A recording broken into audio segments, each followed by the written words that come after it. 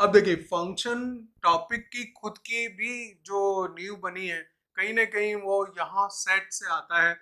Set का उसमें use होता है। सेट के बाद में हमने एक और टॉपिक लिया था, रिलेशन। रिलेशन टॉपिक उसमें यूज होता है तब। और रिलेशन और फंक्शन कुछ एक ही जैसी बातें हैं। रिलेशन और फंक्शन एक ही जैसा है, बस खाली इनकी डेफिनेशन में फर्क है।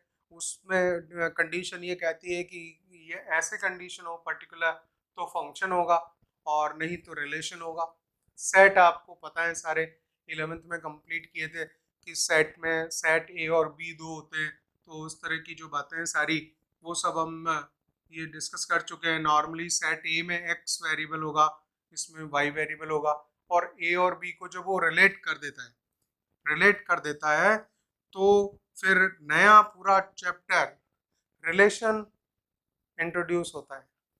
जब दो अलग अलग सेट्स को आपस में किसी तरह से रिलेशन में डालता है तो वो नया टॉपिक स्टार्ट होता है, और उसका नाम होता है रिलेशन। तो जब भी कोई दो सेट्स हैं और उनको जब हम रिलेट करते हैं आपस में, ये मान लीजिए सेट ए है, सेट बी है, और इसका एलिमेंट एक्स मान लीजिए, कोई भी इसका एलिमेंट वाई है। So this is the relation between the two sets, और यहाँ से रिलेशन चालू होता है।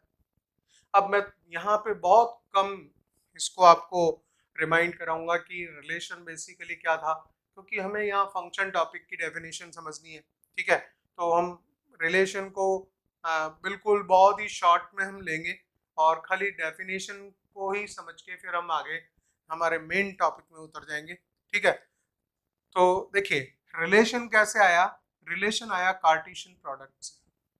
अब देखिए कार्टेशियन प्रोडक्ट क्या होता है। कार्टेशियन प्रोडक्ट क्या होता है, अगर मान लीजिए सेट ए और बी में, ए में 1 2 3 एलिमेंट्स हैं और इसमें ए बी सी हैं, तो हम इसको ए क्रॉस बी को कार्टेशियन प्रोडक्ट बोलते थे। कार्टेशियन प्रोडक्ट मतलब इनको ऑर्डर्ड पेयर्स में लिखना। ऑर्डर्ड पेयर में कैसे, जैसे मान लीजिए मैं ए क्रॉस बी को लिखना चाहता हूँ, तो इसी को बोलते हैं कार्टेशियन प्रोडक्ट।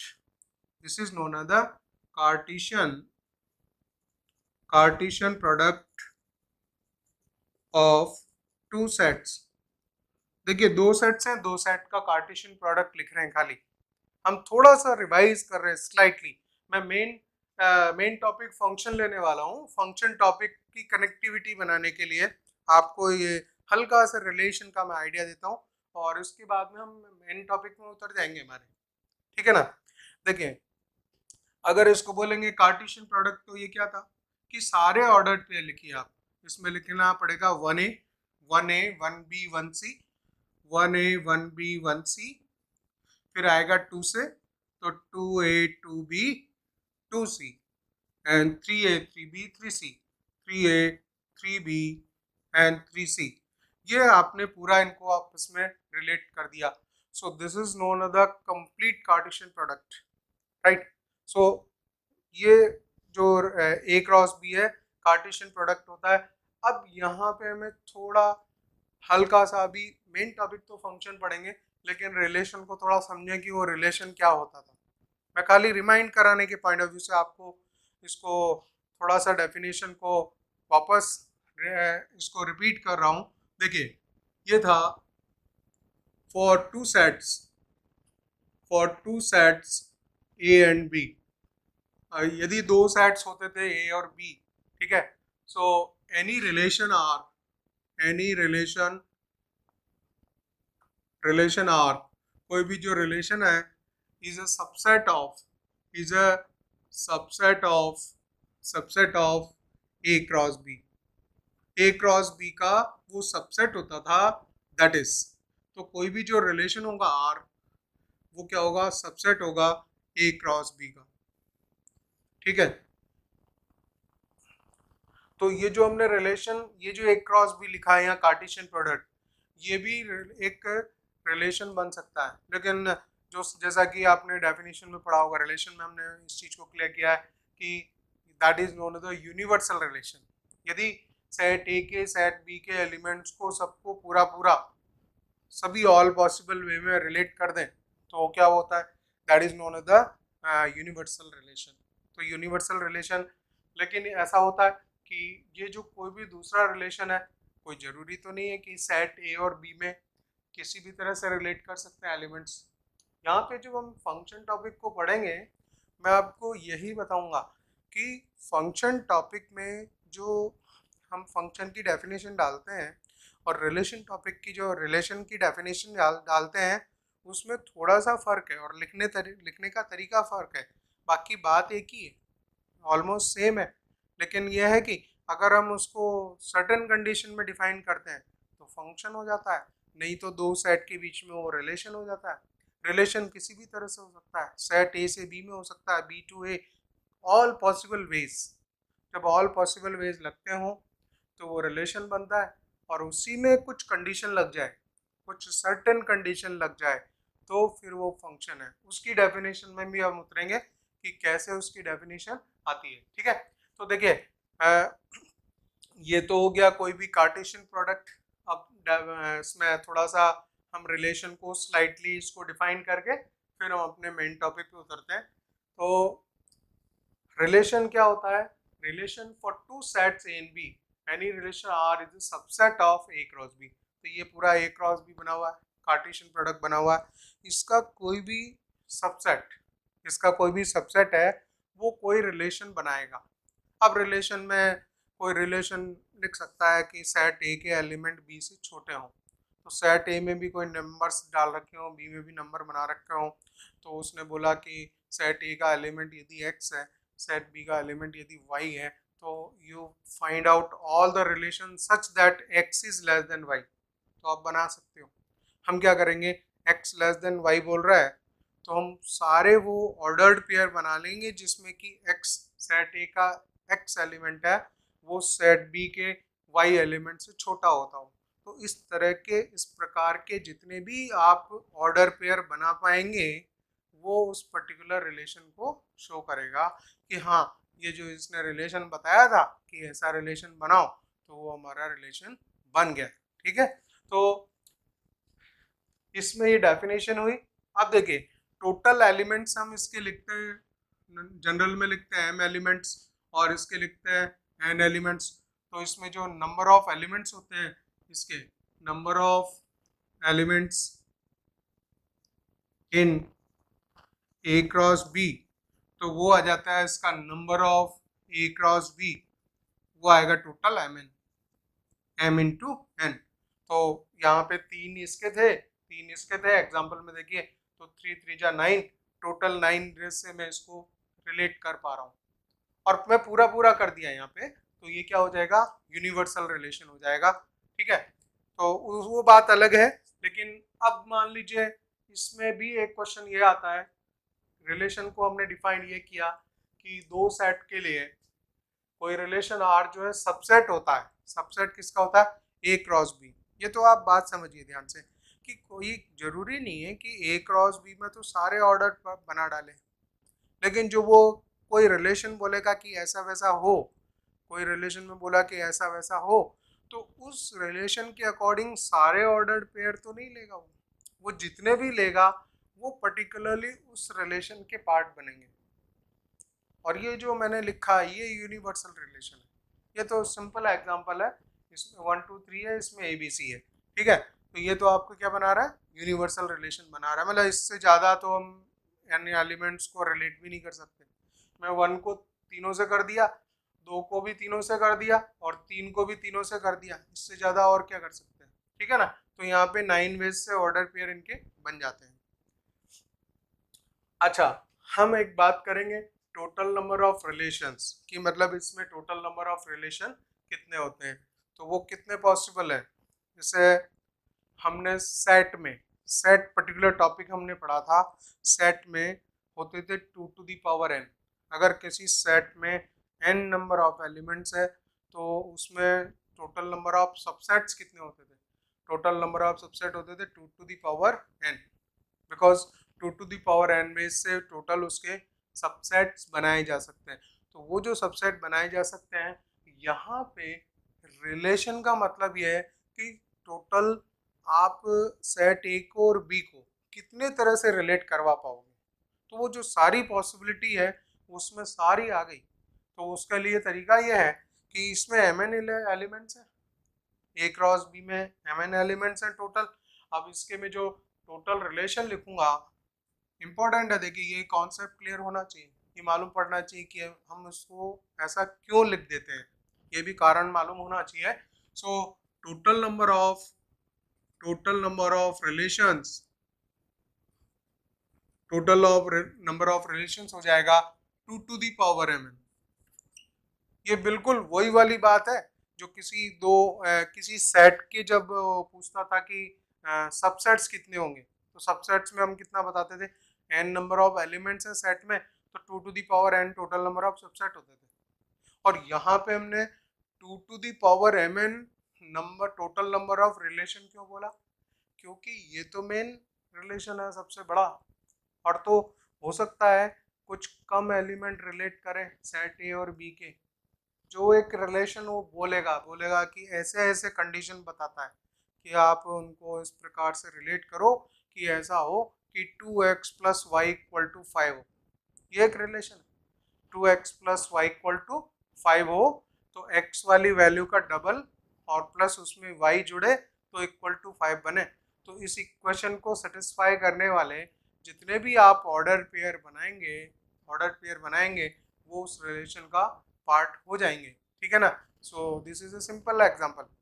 इस तरह से आप उसमें जितने भी ऑर्डर पेयर लिख पाएंगे उसको आप एक छोटा सा रिलेशन बना सकते हो। तो हम कितने तरह से रिलेट कर सकते हैं कि हम ये देखें कि टोटल हम सबसेट ही कितना बना सकते हैं, टोटल सबसेट कितना बना सकते हैं, वो है 2 to the power mn। और उसी को डायरेक्टली लिख दिया गया है इसने कि टोटल नंबर ऑफ रिलेशंस, कि टोटल नंबर ऑफ रिलेशन कितने पॉसिबल है, this is maximum possible relations, that is the 2 to the power mn। ठीक है। अब खाली रिलेशन को अभी हमें खाली यहीं तक लेना था। हम डेफिनेशन मेन जो है फंक्शन की लेनी है मुझे। आप ये ध्यान रखें कि this topic is a most important topic for the IIT JEE point of view, और इस पे पूरी अच्छी पकड़, अच्छी ग्रिप होना बहुत ज़रूरी है। अगर इसमें कुछ भी पॉइंट लूज छूटता है, डोमेन रेंज के मामले में आप कमज़ोर पड़ जाते हो, या और ग्राफ, क्योंकि ग्राफ अगर नहीं आ रहे होंगे, ग्राफ का आइडिया नहीं होगा प्रॉपरली, तो डोमेन रेंज में लूज पड़ोगे, और उसमें लूज पड़ोगे तो डोमेन रेंज ही अपने आप में इनइक्वलिटी का यूज़ करता है, मॉडुलस रिलेटेड इनइक्वलिटी का यूज़ करता है, एक्सपोनेंशियल का, ग्रेटेस्ट इंटीजर फंक्शन का, लीस्ट इंटीजर फंक्शंस का, और मॉडुलस रिलेटेड बहुत सारे तमाम ग्राफ होते हैं, उन ग्राफ्स का यूज़ करता है। तो वहाँ से उन्हें कंडीशंस पता होनी चाहिए कि कैसे, तो हम मतलब पर्टिकुलरली उस डोमेन रेंज पे भी होल्ड करने के लिए हमें बहुत सारी बातों की आवश्यकता पड़ती है, ठीक है ना। तो मतलब इसको आपको बिल्कुल पक्का पक्का करना है, तभी हम आगे इसमें बढ़ पाएंगे।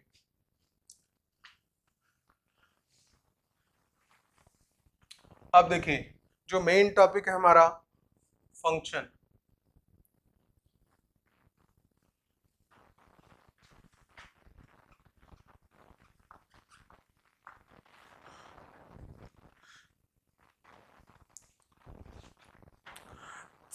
रिलेशन में सेट ए और बी के एलिमेंट्स किसी भी वे में रिलेट कर सकते थे, कोई दिक्कत नहीं थी, ठीक है ना।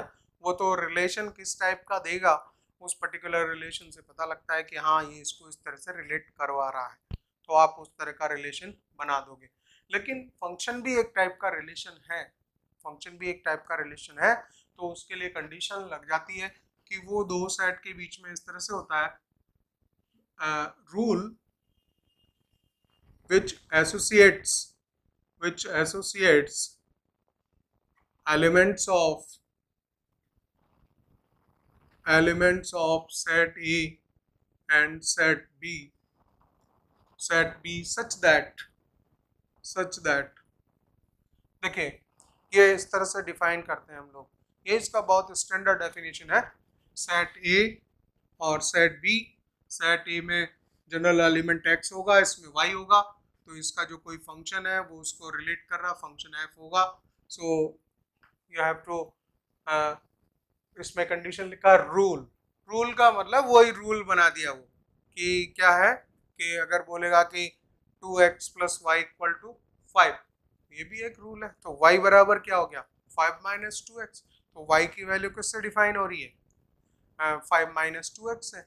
ये रूल है, ये रूल है। रूल मतलब दोनों के बीच का एक रिलेशन, बात वही आ रही है, रिलेशन ही है। रिलेशन ही फंक्शन बन जाता है, फंक्शन का थोड़ा डेफिनेशन डिफरेंट कर देते हैं तो उसको हम फंक्शन बोलने लगते हैं, होता तो वो रिलेशन ही है। ठीक है, देखिए, rule which associates elements of set A and set B such that for,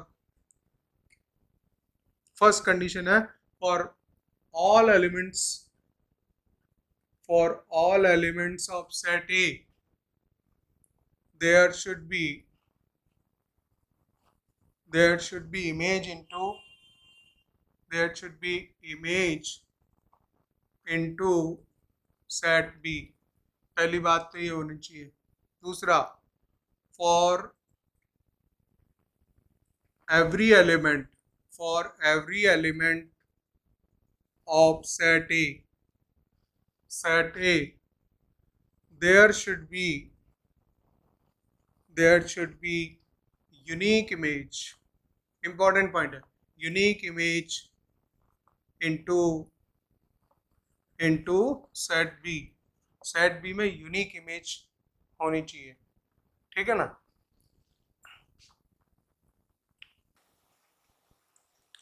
अब इन दोनों पॉइंट्स को हम थोड़ा ध्यान से समझ लेते हैं, ये क्या कह रहा है। The rule which associates the element of set A and B such that all the elements of set A there should be the image into set B. इसका मतलब ये हुआ कि फंक्शन होने के लिए ये जरूरी है कि सेट ए के सारे एलिमेंट्स यूज हो जाने चाहिए जिससे कि उसमें उसकी इमेज आ रही हो। ठीक है ना। तो एक तो नंबर वन पॉइंट ये जरूरी है। सेकंड पॉइंट क्या है, for every element of set A there should be unique image into set B. अब इस पॉइंट को हम समझेंगे, यूनिक इमेज का मतलब क्या होता है। ठीक है ना। तो पहली बात यह है कि कोई भी अगर फंक्शन होता है तो इसके लिए हम एक एक पॉइंट चेक करेंगे। इस तरह की जो कंडीशन होगी, मान लीजिए एक एलिमेंट ए है और उसकी इमेज बी भी आ रही है और सी भी आ रही है, तो ये यूनिक इमेज नहीं हुई। एलिमेंट ए था, एलिमेंट की क्या है, बी इमेज भी आ रही है और सी इमेज भी आ रही है, इस तरह का फंक्शन नहीं बनेगा। ठीक है। अगर मान लीजिए दूसरा एक और केस ले लेते हैं, इस तरह की बात हो कि ए और बी दो एलिमेंट्स हैं जो सेट ए में है। सेट ए में होने का मतलब ये है कि उस एक्स की वैल्यू है और उधर सेट बी में वाई की वैल्यू है। ठीक है। तो अगर मान लीजिए ए और बी है, उधर सी है और इस तरह की पोजीशन बन रही है, तो ये फंक्शन हो जाएगा। इसके लिए हम ये स्टेटमेंट कैसे समझेंगे, इसने बोला कि for every element of set A there should be the unique image into the set B. Unique image होना चाहिए, यूनिक ही है क्योंकि ए एलिमेंट है और ए की एक इमेज है सी और बी की भी इमेज है सी। इनफैक्ट इस टाइप के फंक्शन को बोलते हैं many one function, many with one.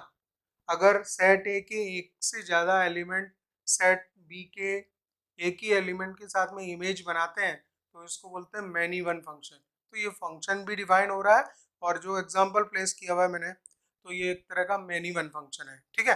So this type of function exist. और कुछ बातें जो आपको पता होना चाहिए कि हम सेट ए के जितने भी एलिमेंट हैं इसको इसकी प्री इमेज बोलते हैं, प्री इमेज बोलते हैं या इंडिपेंडेंट वेरिएबल बोलते हैं, इंडिपेंडेंट वेरिएबल। देखिए दोनों ही बातें क्लियर समझ में आ रही हैं क्योंकि जो फंक्शन है, फंक्शन हम इस तरह से लिखते आए हैं, ये मैं हटा देता हूँ। फंक्शन फंक्शन को हम दो तीन तरह से एक्सप्रेस करते हैं। एक तो लिखते हैं y is the function of x, ऐसा भी लिखते हैं। ठीक है। और दूसरा लिखते हैं function is such that it is defined from set A to B, ये भी लिखते हैं इस तरह से। This is the second way to write the function. और ये दोनों को मिक्स करके भी दिया होता कई बार, y is the f of x such that function is from set a to b। इस जगह आपको सेट और ए बी की जगह real number, natural number, whole number, जिस तरह का भी फंक्शन बनता होगा सेट ए में यानी कि जो x वाली वैल्यू है, सेट ए में x की वैल्यू होती है, सेट बी में y वैल्यू होती है। रेंज और अभी अब मैं आगे बताऊंगा कोडोमेन, ये दोनों चीजें जो है सेट बी के होते हैं। ठीक है, तो ये आ जाएगा आपका इस तरह से। फंक्शन को इस तरह से दो तरह से मेनली एक्सप्रेस करते हैं। It is called the y is the function of x or y is equals to f of x and function is such that it is defined from set a to b या a से b में define कर रहा है। तो देखिए इनके जो नेमिंग है ये बहुत इंटरेस्टिंग है। ये बोलता है प्री इमेज और प्री इमेज x की वैल्यू है। अगर मान लीजिए एक पेड़ है, पेड़ पे जो पत्ते हैं और ऊपर सनलाइट गिर रही है, तो नीचे जो उसकी छाया गिर रही है उसको हम इमेज ही बोलेंगे, उसको हम इमेज बोलेंगे। और जो पत्ते हैं वो उसकी प्री इमेज है, उस पर सनलाइट पड़ रही है और वो सनलाइट जब नीचे गिरेगी, है ना, तो हम बोलते हैं कि ये उसकी इमेज गिरी। हाँ सही है, मैथ्स में भी हम ऐसे यूज करते हैं। इसके लिए एक वर्ड है, सेट बी के एलिमेंट को हम बोलते हैं इमेज बोलेंगे, या इसको बोलते हैं डिपेंडेंट वेरिएबल। अब आप समझ ही लीजिए कि सेट सेट ए का जो एक्स एलिमेंट है उसको इंडिपेंडेंट वेरिएबल बोलते हैं, क्योंकि जो वाई है वो डिपेंडेंट है किस पे, एक्स पे डिपेंडेंट है। तो इंग्लिश की लैंग्वेज में भी देखिए, अगर अगर पत्ता नहीं होगा तो उसकी इमेज कैसे आएगी, ठीक है ना। तो पत्ता होना जरूरी है, तो पत्ता अगर है तो मतलब इंडिपेंडेंट वेरिएबल है वो, उस पर सनलाइट गिरेगी और उसकी जो इमेज जो डिपेंडेंट वेरिएबल आएगा वाई, उसको हम बोलते हैं इमेज, तो उसकी हमें इमेज मिलेगी। मैथ्स में भी इसको इमेज वर्ड ही यूज करते हैं और उसको उसकी प्री इमेज वर्ड यूज करते हैं। ठीक है, अच्छा, जो सेकंड पॉइंट मैंने आपको समझाया था कि for every element of set A there should be the unique image into set B. Unique image, अब मान लीजिए कोई फंक्शन दिया हुआ है, हम कैसे चेक करें कि अगर ग्राफिकली ग्राफ हम जानते भी हैं तो ग्राफ से हमें कैसे मालूम चले कि ये यूनिक इमेज बनाएगा नहीं बनाएगा। तो उसके लिए सीधा सिंपल एक वर्क है, if any line if any line parallel to y axis cuts the graph of function at most one point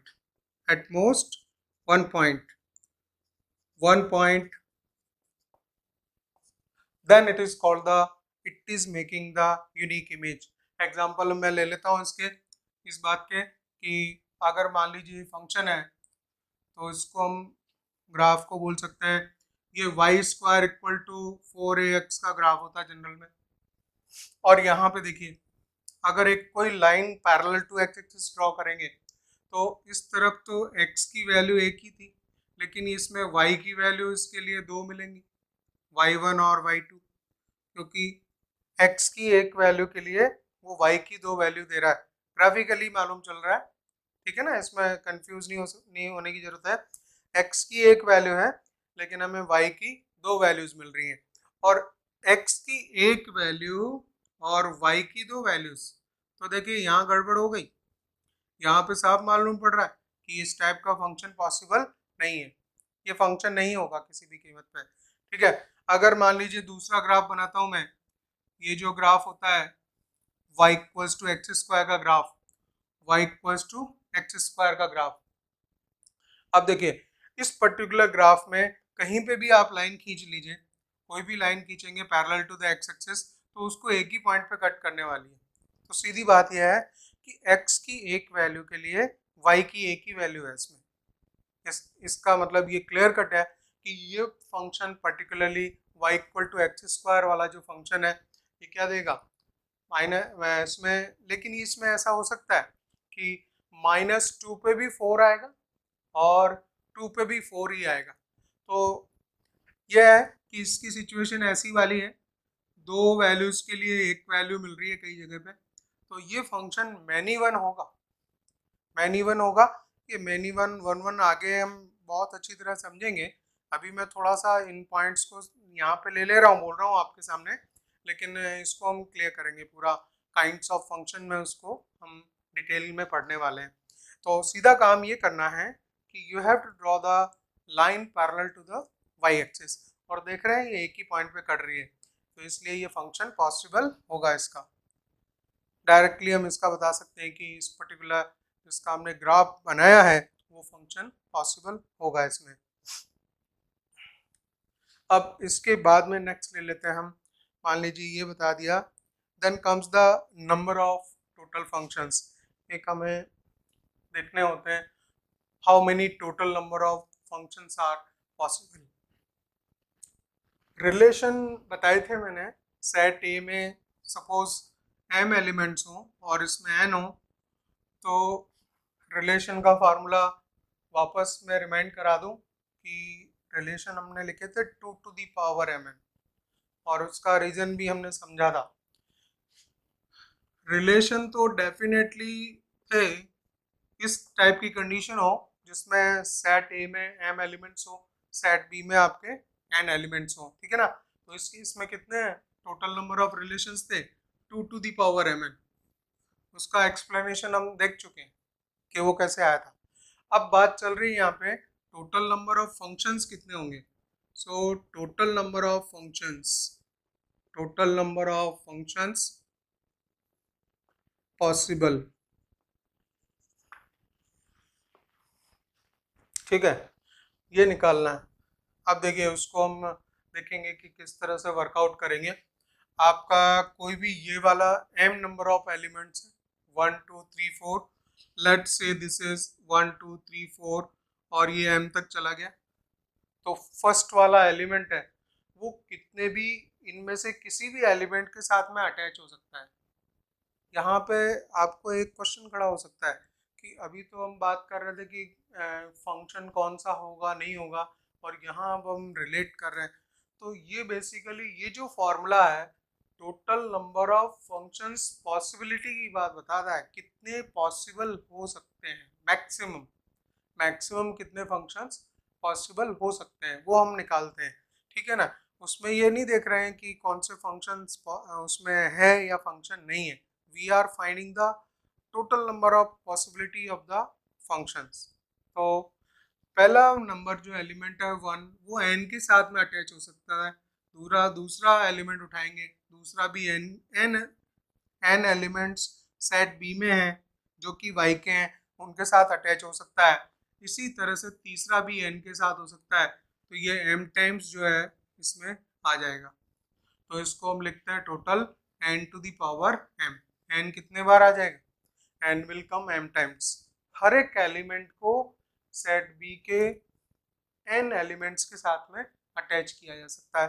तो पहले का n, दूसरे का n, तीसरे का n, और ये m टाइम्स होगा, m टाइम्स होगा तो n to the power m, and this is the total number of functions possible.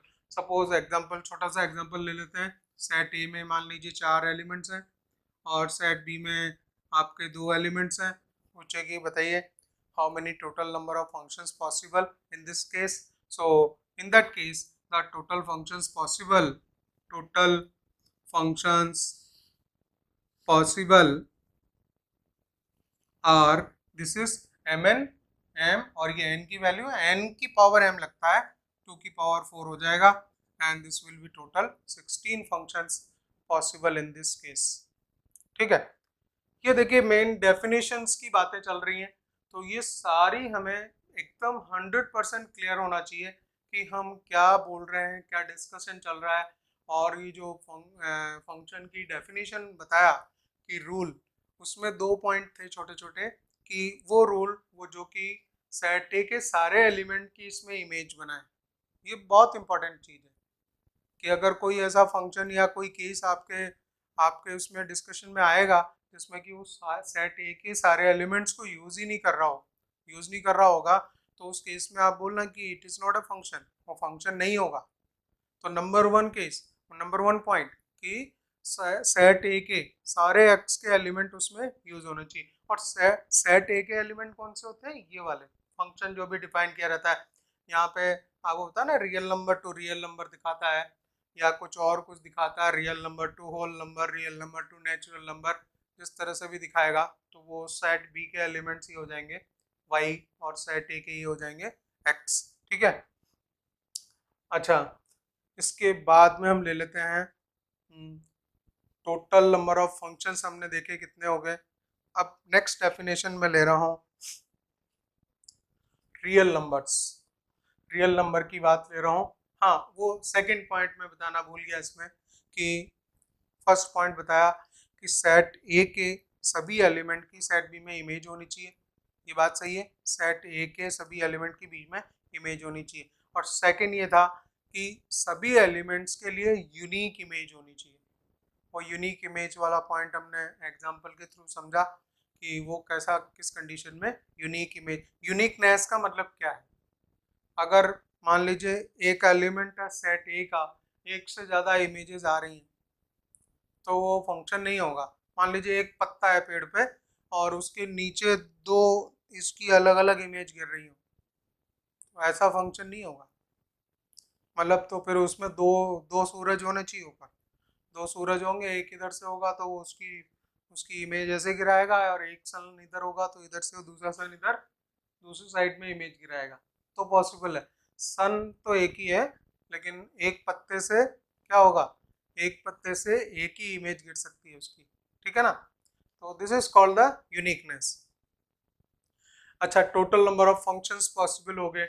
इसके बाद हमें नेक्स्ट पॉइंट लेना है रियल फंक्शन। इंपॉर्टेंट डेफिनेशन है।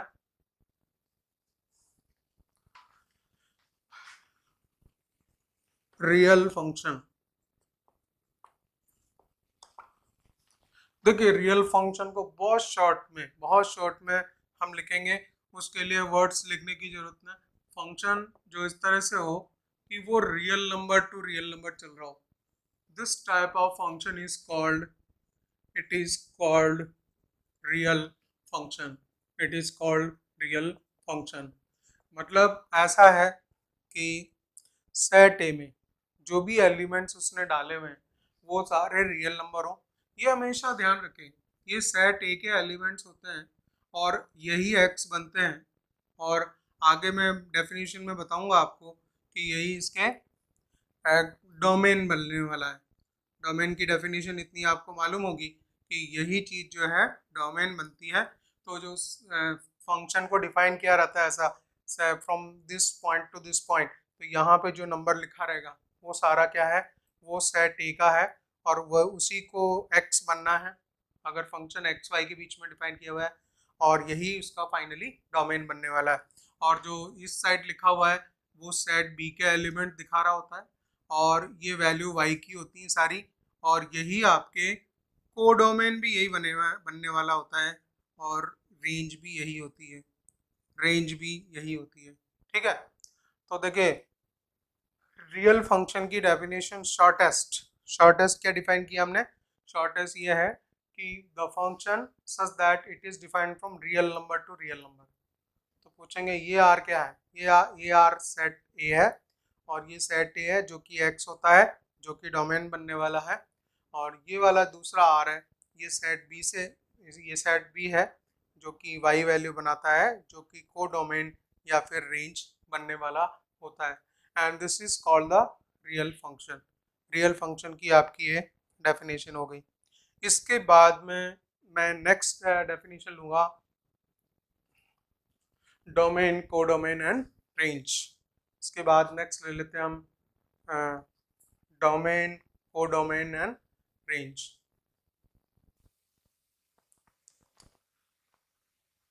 इसके बाद में हम डोमेन, कोडोमेन और रेंज की डेफिनेशन ले लेते हैं।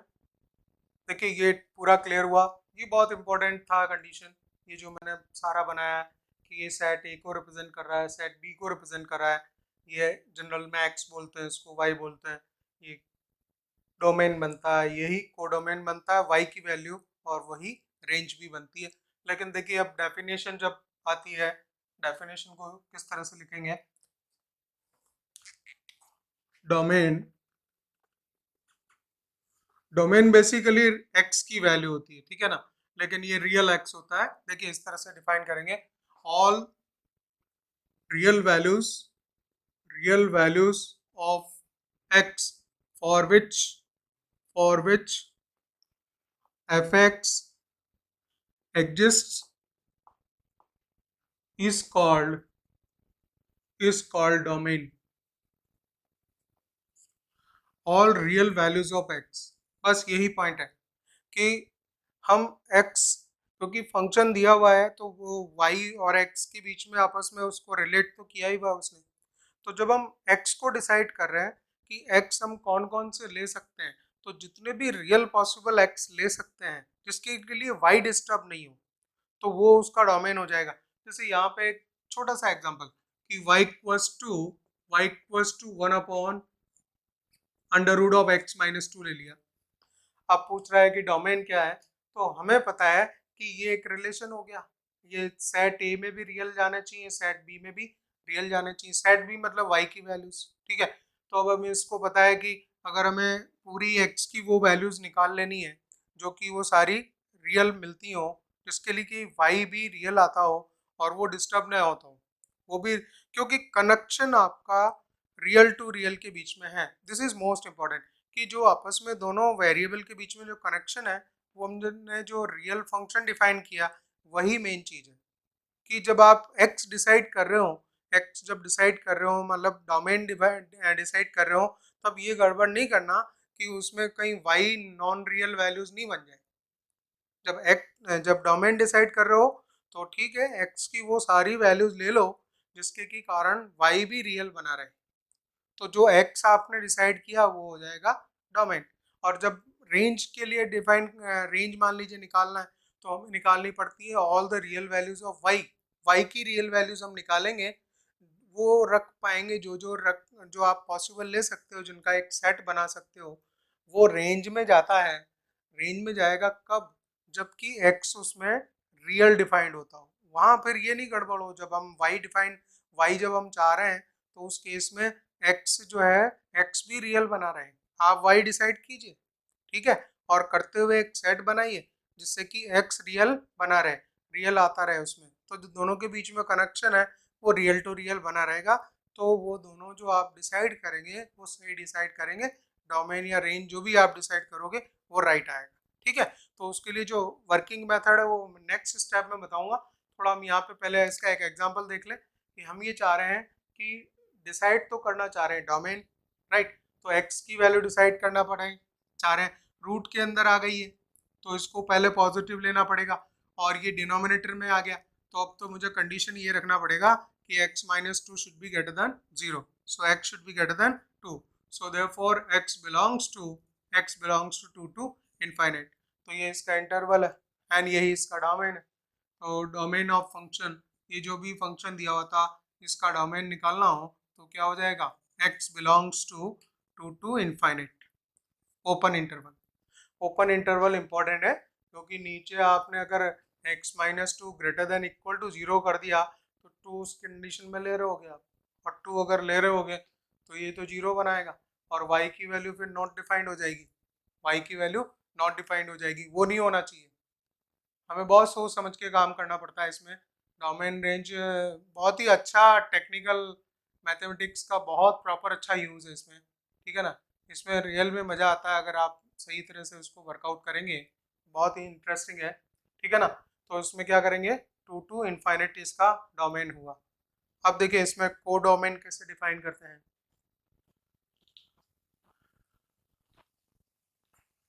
एक मैं ये डायग्राम बनाना चाहूँगा, उससे सारी बातें क्लियर हो जाती हैं। जो आपका सेट ए है, इसके बाद में सेट बी ये होता है, सेट ए हो जाएगा, सेट बी, लेकिन कुछ ही वैल्यूज हैं जो रेंज में आती हैं, तो उसको हम एक बहुत ही अच्छा डायग्राम, ये हम समझेंगे कि ये क्या बना रहा हूँ मैं, ठीक है ना। ये सारी वैल्यूज यूज होनी चाहिए, तो ये तो बनाती हैं डोमेन, ठीक है। सेट बी की सारी वैल्यूज बनाती हैं ये वाली, वो वाई की वैल्यूज होती हैं, ये होती है कोडोमेन। हालांकि कोडोमेन जो है ना एग्जाम में पूछा नहीं जाता, आईआईटीज में, जेई में कभी भी इस पे कोडोमेन से रिलेटेड एग्जाम्पल नहीं का क्वेश्चन नहीं देखा होगा आपने, खाली डोमेन और रेंज पूछता है, ठीक है। तो कोडोमेन नहीं पूछा होता, हमें डेफिनेशन पता होनी चाहिए। अच्छा, ये जो अंदर इसकी जो एक्स की वैल्यू रखी, उससे क्या है ये रिजल्ट आए सारे, ये एक्स, ये इसके सारा रिजल्ट इतने ये छोटे वाले गोले में अंदर आ गए सारे। हाँ, इसको हम बोल रहे हैं रेंज, इसको हम बोल रहे हैं रेंज। ये भी वैल्यू y की है, ये भी वैल्यू y की है, लेकिन जब फंक्शन को बिना डिफाइन किए हुए हमने चेक किया, हमने x की वैल्यू फंक्शन में फिलअप करते गए और जो y की वैल्यू हमें मिल के आई वो सब इतनी सी आ गई सारी, तो वो रेंज में चली गई। और जब बिना फंक्शन को डिफाइन किए हुए पूरा जो बड़ा वाला सेट है वो सेट जो है आपका कोडोमेन होगा। ठीक है, तो डेफिनेशन जो हमारी चल रही थी, कोडोमेन की डेफिनेशन लेनी है अभी मुझे। Codomain, set of set of all the elements, all the elements of set b, set B के सारे एलिमेंट उठा के जो उसने फंक्शन में दिए थे आपको एज इट इज बता देना है कि उसने क्या दिया, real number to natural number define किया था क्या, तो जो पूरा नेचुरल नंबर है वो उठा के लिख देंगे कि ये इसका कोडोमेन हुआ। ठीक है, but range will be different. और तीसरी बात आती है रेंज की। रेंज जो है all real possible values, possible values of y for which fx exists, function exist करता हो। फंक्शन एग्जिस्ट करता हो मतलब फंक्शन रियल बना रहे, हम y को डिफाइन करने जा रहे हैं, फंक्शन एग्जिस्ट, और थोड़ा यूं भी लिख सकते हैं x remains x remains real, x real बना रहे। बहुत इंपॉर्टेंट पॉइंट है कि मतलब आप अभी तो चेक करना चाह रहे हैं वाई की वैल्यू सारी निकालना चाह रहे हैं, तो सब वही वाई की वैल्यू निकालो, लेकिन एक्स रियल बना रहे। ऐसा नहीं गड़बड़ हो कि हम वाई कुछ भी चलते चले जाएंगे, कुछ भी रख लेंगे और हमारा एक्स जो है वो रियल नंबर से गड़बड़ हो गया, तो हमारी जो रियल फंक्शन की डेफिनेशन है वो फॉल्स हो जाएगी। हमारा जो कनेक्शन है वो रियल टू रियल ही रहने वाला है, वही मेन पॉइंट है इसमें। ठीक है, so this is known as the range, this is codomain. अब देखिए एक छोटा सा एग्जांपल कि यहाँ कोई पूछे कि कोडोमेन क्या हुआ और रेंज क्या हुई।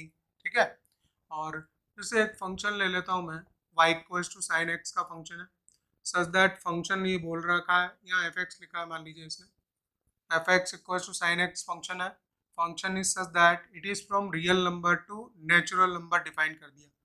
चलिए कर सकता है ऐसा, फंक्शन सेट ए में डाल दिया उसने सारे रियल नंबर और सेट बी में डाल दिए नेचुरल नंबर सेट बी में। तो अब आपसे पूछे कि सब बता दो आप, कोड डोमेन बता दो, कोड डोमेन बता दो, रेंज बता दो, है ना। तो डोमेन बताइए क्या होगा। डोमेन जैसा आप जानते हो साइन एक्स का ग्राफ है, साइन एक्स का ग्राफ जो वेवी कर्व बनता है वो माइनस इनफाइनेट से इनफाइनेट पूरा बनता है, तो पूरे रियल नंबर होते हैं, तो ये यहीं दे ही रखे हैं इसने सेट ए में, तो x बिलोंग्स टू r हो जाएगा, यही इसका डोमेन हो जाएगा। व्हाट अबाउट द को डोमेन, को डोमेन जो लिखेंगे वो सेट बी के एलिमेंट्स लिखेंगे। सो ठीक है, को डोमेन आएगा y belongs to natural number, ये पूरा हो जाएगा इसका all the codomain. What about the range, ये सिंपल एग्जांपल लिया है मैंने, ये आपको साइन एक्स का कर्व पता होगा और इसकी सारी बातें हमें अभी निकालने की जरूरत नहीं है, हम डायरेक्ट लिखेंगे। देखिए रेंज और साइन एक्स का जो कर्व है वो आपको पता है इस तरह से चलता है, और ये मैक्सिमम हाइट लेता है 1 पे और मिनिमम नीचे जो -1 पे लाती है, -1 से 1 के बीच में ये रोटेट करता है ऐसा। ठीक है, तो इसमें लिख देंगे y बिलोंग्स टू -1 to 1 और ये खत्म हुआ, तीनों चीजें इस तरह से आ गई। देखिए इस जगह पे नेचुरल नंबर भी दे सकता था वो, लेकिन हमने क्या किया, हमें पता है कि रेंज में तो खाली -1 से 1 के बीच में ही वैल्यूज आई हैं, जबकि उसने पूरे नेचुरल नंबर नहीं देगा यहाँ पे। थोड़ा मैं चेंज करूँ, सवाल इस तरह गलत हो जाएगा, इसको होल नंबर मान लीजिए, होल नंबर भी नहीं, इंटीजर चलिए चलाइए, इंटीजर इसने चला दिए। ठीक है, इंटीजर लिखा है यहाँ पे सेट बी में, और हमने जो ये लिखा था ये सही है, domain x belongs to r है, y बिलोंग्स टू इंटीजर लिख दो पूरे के पूरे, y पूरे लिख देंगे, y belongs to integer, that is the codomain, right. और रेंज आप लिखोगे y बिलोंग्स टू -1 to 1। वो हमें पता है कि इंटीजर में वैल्यूज होती है। अब ये भी थोड़ा सा, y बिलोंग्स टू इंटीजर है तो रेंज में कौन कौन सी वैल्यूज आएंगी, ये नहीं आएंगी। फिर अगर हम सवाल ये बनाना चाहेंगे तो देखिए क्या होगा। रेंज अब इंटीजर दिया है ना, तो y बिलोंग्स टू आएगा -1, 0 और 1। बोले क्यों?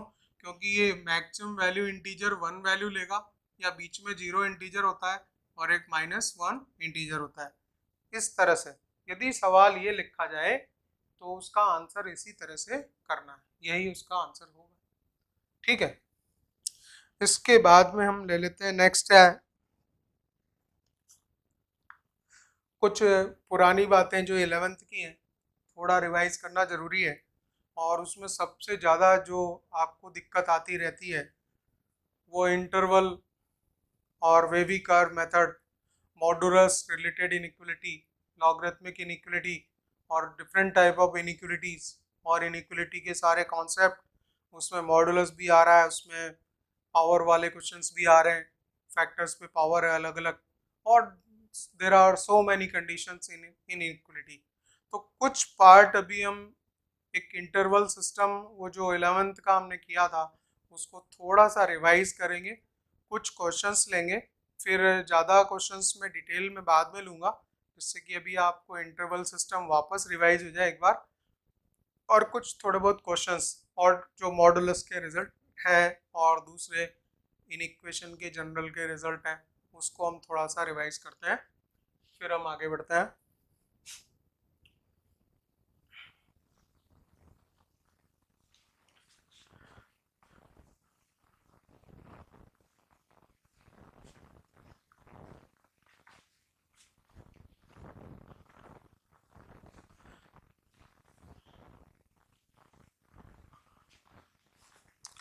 यहाँ मैं फंक्शन लिख देता हूँ, नहीं आप भूल जाए कि हम कौन सा टॉपिक पढ़ रहे हैं। फंक्शन FUNCTION, ये हमेशा याद रखिएगा, फंक्शन ही चल रहा। ठीक है, हम बात करना चाह रहे हैं कुछ इंटरवल की, इंटरवल्स। सो ये स्लाइड 11th का थोड़ा रिवीजन हो रहा, समझ लीजिए, कुछ कुछ रिवीजन हो जाए। ठीक है, एक हम लिखते थे ओपन इंटरवल। ठीक है, ओपन इंटरवल क्या होता था? ओपन इंटरवल जैसे कोई भी वैल्यूज हो, ए से बी तक कोई वैल्यू चले और ये एक्स की वैल्यू चले, तो उसमें आपका मान लीजिए ए और बी इंक्लूड नहीं हो, यहाँ पे दोनों पे कैविटी बना दो, ये दोनों खोखले हैं, मतलब ये वैल्यू इंक्लूड नहीं है, इसके अंदर अंदर की वैल्यू इसमें इंक्लूड है, तो हम इसको कैसे लिखते थे? इसको लिखते थे x is such that it is lying between a and b. तो एक्स की वैल्यू ए और बी के बीच में लाई कर रही है। या एक और तरीका था इसका, x belongs to a to b, तो ये जो स्मॉल ब्रैकेट बनाते हैं बंद करते हुए, ये था एक तरीका। ठीक है ना, इसको, इस बात को कहने का एक और तरीका है, अगर आप चाहें तो इसको अभी ऐसे भी बोल सकते हैं, X is less than B and x is greater than A. तो इसको ऐसे भी बोल सकते हैं। देखिए, बहुत कुछ बातें हैं जो कि बहुत माइन्यूट बारीक बारीक पॉइंट्स होते हैं, जो कि मतलब वो कॉन्सेप्ट क्लियर होना चाहिए, इतने बारीक पॉइंट्स होते हैं कि अगर हम वहाँ मिस्टेक करेंगे तो डेफिनेटली क्वेश्चन में फिर मिस्टेक जाती है, वो जाके आगे जाके बहुत बड़ा फैल जाता है। तो वो तो एंड और ही बहुत बड़ा डिफरेंस कर देता है क्वेश्चंस में। तो इसको देखिए, यहाँ पे ये बात बताना चाह रहा हूँ मैं कि ये हो जाएगा x is greater than a and x is less than b. इसमें ये एंड लगता है, एंड क्यों लगता होगा देख लीजिए, कि एक्स की वैल्यू बोल रहा है ए से बड़ी जाए, तो ठीक है, ए से बड़ी चला दी, ए से इन्फाइनाइट चला दी, और बी मान लीजिए उससे बड़ा है, बी यहाँ पे है, और एक्स की वैल्यू बी से छोटी हो, तो बी से पीछे माइनस इन्फाइनाइट तक जाएगी। ठीक है, और हम क्या बोल रहे हैं, X is greater than a and का मतलब दोनों का कॉमन, तो कॉमन है तो फिर आप यही करना पड़ेगा, और क्या, कॉमन निकालोगे तो ये वाला जो पार्ट शेडेड किया है मैंने, ये निकालेंगे और ये क्या हो जाएगा, ये यही बात हो जाएगी, x is less then b and x is greater then a। तो देखिए इस चीज को ये भी लिखा जा सकता है, ये भी लिखा जा सकता है। एक और मैं चौथा तरीका बता दूं, x बिलोंग्स टू, चाहो तो रेक्टेंगुलर ब्रैकेट अगर बनाओ तो इसको रेक्टेंगुलर ब्रैकेट को ऐसे ओपन दोनों साइड मुंह उल्टा खोल दो इसका। रेक्टेंगुलर ब्रैकेट अंदर यूं होता है नॉर्मल, लेकिन इसके मुंह दोनों उल्टे खोल दो तो क्या हो जाएगा, this is called the open interval. चार तरह से लिख सकते हैं आप इस वाली बात को, ये तीसरा ये और चौथा ये, एक ही बात है, सारा एक ही पॉइंट है, ठीक है। इसके बाद में हम लेंगे क्लोज इंटरवल। क्लोज इंटरवल में क्या होता होगा, क्लोज इंटरवल में मैं दोनों पॉइंट जो एंड पॉइंट्स इंक्लूड करेंगे। This is the open interval, next आएगा आपका क्लोज्ड इंटरवल, ठीक है। ये दोनों पॉइंट्स को डार्क कर दिया जाए, दोनों डार्क करने का मतलब दोनों इंक्लूडेड है, these both points are included, right? and the इसको हम इस तरह से एक्सप्रेस करते हैं, x is such that x is less than equals to b and x is greater than equals to a। तो उसको हम कैसे लिखा जाएगा, देखिए x की वैल्यू b और a के बीच में है, इस तरह से उसको लिखते हैं, ठीक है। या फिर एक और तरीका, x बिलोंग्स टू, इसके लिए ओपन इंटरवल के लिए, सॉरी क्लोज्ड इंटरवल के लिए रेक्टेंगुलर ब्रैकेट ऐसा लगता है ये। और बोला एक और तरीका, एक काम और कर लेते हैं कि इसको हम लिखेंगे x is greater than equal to a and x is less than equal to b। ये भी है, एक नंबर, दो नंबर, तीन नंबर, ये तीन तरह से एक्सप्रेस हो गया, इस तरह से इसको लिखेंगे। इसमें वो चौथा नहीं आता, तीन ही आते हैं इसमें, क्योंकि ओपन इंटरवल में जो स्मॉल ब्रैकेट था उसको हमने ऐसे लिखा था, और अगर उसको खोल के लिखना तो फिर रेक्टेंगुलर वाला था, रेक्टेंगुलर वाले को ऐसे ओपन किया था तो उसको बोला था कि ओपन इंटरवल में आता है। इसमें टोटल तीन ही, there are only three ways to express the things, right. This is called the close interval. इसके बाद में हम लेंगे सेमी ओपन और सेमी क्लोज्ड इंटरवल।